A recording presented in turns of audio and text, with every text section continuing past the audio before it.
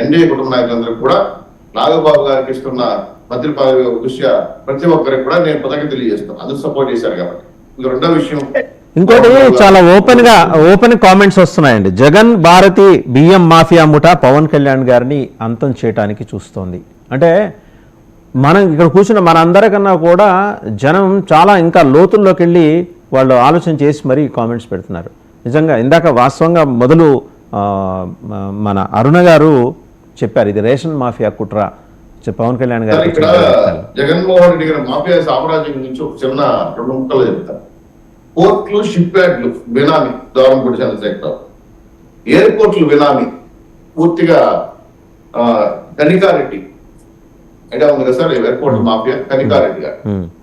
అలాగే ఈరోజు మైనింగ్ ఇసుక బినామీ మాఫియా, ఇది ఇంకా దారుణం. ఇది మిథున్ రెడ్డి గారి నాయకత్వం. అక్రమంగా కబ్జాలు సంపద సృష్టించడంలో విజయసాయి రెడ్డి గారు కీలక పాత్ర వహించారు. ఇది కాకుండా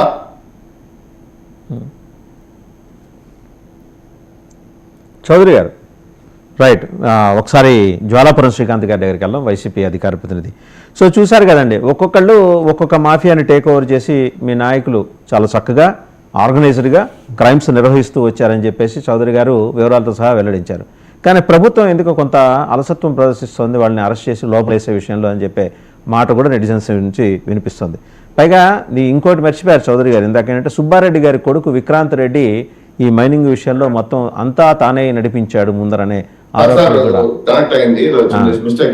సో అంతా కనెక్టర్ సుబ్బారెడ్డి గారి కొడుకు విక్రాంత్ రెడ్డి. ఎర్రచంద్రం లెక్కర్ పెద్దిరెడ్డి గారి నాయకత్వం జరిగారు మాఫియా. భూములు రియల్ ఎస్టేట్ సుబ్బారెడ్డి గారి నాయకత్వం జరిగింది. దేవాలయాలు అధర్మారెడ్డి గారి నాయకత్వం మాఫియా చేశారు. అదే మందులు ఫార్మా కంపెనీలు శరత్రెడ్డి గారి నాయకత్వం మాఫియా. స్మగ్లింగ్, డ్రగ్స్, గంజాయి మాఫియా చెవిరెడ్డి. గత 5 సంవత్సరాలుగా ఇటువంటి 9 రకాల మాఫియా డాన్లు పెట్టుకొని సామంతరాజు పెట్టుకొని ఈ మాఫియా సామ్రాజ్యం గురించారు. ఈ మొత్తం సామ్రాజ్యం ఎక్కడ ప్రమాదం జరిగినా వేల కోట్ల రూపాయలు అలాగే తాడేపల్లి వైపు ఏళ్లు చూపిస్తున్నాయి. సో ఇప్పుడు ఏం చేయాలి? కార్యకర్తలు లేరు, మంత్రులు సామంతరాజులు అదేవిధంగా కుటుంబ సభ్యులు పక్కకి వెళ్ళిపోయారు. ఏం చేయాలో అర్థం కాకుండా ఇప్పుడు ఈ విధంగా దాడులకు ప్రయత్నం చేస్తున్నారు.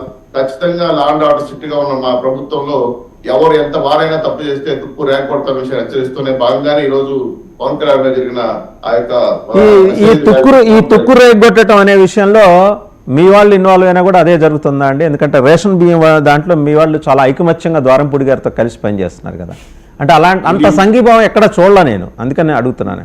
100% సార్, ఎవరైనా సరే మా పార్టీ నాయకులు చేస్తే కూడా ఖచ్చితంగా తాడ తీస్తామని చెప్పాం. బెల్ట్ షాపులు కాడు కానీ లిక్కర్ షాపులు కాడు కానీ ఎక్కడ జరిగినా కూడా బాబు గారు క్షమించట్లేదు. మా చంద్రగిరిలో ఈ విధంగా కొన్ని బెల్ట్ షాపులు ప్రయత్నం చేసిన వ్యక్తుల్ని అరెస్ట్ చేసి జైల్లో పడేశారు. రిక్వెస్ట్ చేసి మళ్ళీ బెయిల్ తీసి పంపించారు. సో అదే సందర్భంలో చంద్రగిరిలో చెవిరెడ్డి భాస్కర్ రెడ్డి గారికి పులివర్తి నాని గారికి మధ్య ఉన్న బంధుత్వం, అవినాభావ సంబంధాలు వీటి మీద కూడా ఏమైనా దృష్టి పెట్టారా అండి? సార్ ఇది కొంత బాధాకరంగా కలిగిన అంశమైనా కూడా ఇది నాని గారితో మాట్లాడడం జరిగింది. వాళ్ళ భార్య వైపు నుంచి అదో తొమ్మిది ప్రకాష్ రెడ్డి గారి దగ్గర నుంచి ఏదో బంధుత్వం ఉందని, దాంట్లో ఏదో మెతకబడ్డారు అనే ఆలోచన ఉంది కానీ 100% కాదది. పార్టీ నాయకులు లోకేష్ గారు నానితో మాట జరిగింది. ఆ కేసులన్నీ కూడా మళ్ళీ లోకేష్ గారు ఏమన్నారు తెలుసా ఆ మీటింగ్ లో? అన్నా మీరు సినిమాల్లో చేరొచ్చు కదా, మీరు అద్భుతంగా నటిస్తున్నారు అన్నారు. తెలుసా ఆ విషయం మీకు? సార్ అది ఖచ్చితంగా మందలిస్తారు సార్, తప్పు చేస్తే ఎవరైనా మందలిస్తారు. అలా మందలించడం జరిగింది. ఆయన కూడా నేను పొరపాటు చేశాను, పూర్తిగా మా మిసెస్ కబజాపడంతో ఇట్లా జరిగిందని అనుకోవడంతో మళ్ళీ కేసులు మళ్ళీ రివైవ్ చేస్తున్నారు. మళ్ళీ కేసులు మొన్న ఎయిర్పోర్ట్ కూడా మాట్లాడినప్పుడు మళ్ళీ నాకు ఇబ్బంది కలుగుతుంది, వీళ్ళు ఒప్పుకోవటం లేదని వేరే లాయర్ తో మాట్లాడుతుంటే నేనే ప్రత్యక్షంగా విన్నాను. కాబట్టి ఎవరిని వదిలే ప్రసక్తి లేదు. తాత్కాలిక ఏదో బంధుత్వం. రైట్, శ్రీకాంత్ గారి దగ్గరికి వెళ్దామండి ఒకసారి. శ్రీకాంత్ గారు చూశారు కదా, 9 డిపార్ట్మెంట్స్, 9 మాఫియాలు, అందరూ చక్కగా వర్క్ డిస్ట్రిబ్యూషన్ చేశారట జగన్మోహన్ రెడ్డి గారు. సో రేపో మాప ఆ 9 మాఫియా లీడర్స్ని, 9 మాఫియాల ఆర్గనైజేషన్ లీడర్స్ని లోపలేసి బొక్కలకు తోసే అవకాశాలు స్పష్టంగా కనిపిస్తున్నాయి. మీకు ఎలాగూ కార్యకర్తలు లేరు, ఉన్న నాయకులు జైల్లోకి వెళ్ళిపోతే మీ పరిస్థితి ఏందండి అసలు? ఆయనేమో జనంలోకి వెళ్తా అంటున్నాడు, వీళ్ళు జైల్లోకి వెళ్తున్నారు. వీక్షకులకి, వాసుదేవన్ గారికి, ప్యానల్లో ఉన్న సభ్యులందరికీ శుభోదయం. వాసుదేవన్ గారు, పవన్ కళ్యాణ్ గారికి జెడ్ కేటగిరీ కావాలంటే అడిగి తీసుకోవచ్చు. ఈ యొక్క ఏదైతే